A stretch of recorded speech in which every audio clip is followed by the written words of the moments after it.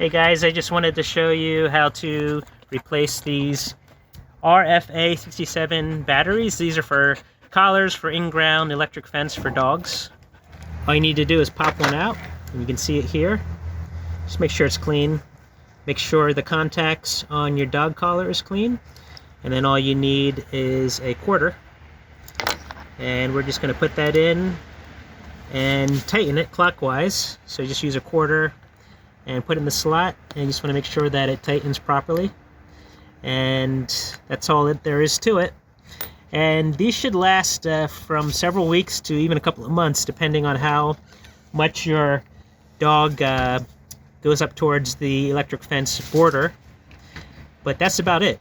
And this is replaced, and you can test it. You can get on your hands and knees near the dog fence and see if it activates, which I usually do. Then after about 3 weeks, I'll check it every now and then just to make sure everything's working properly. And that's all it is. And there is 10 that come in this pack. This has been replaced, and we're going to put it back on Mary here. Mary!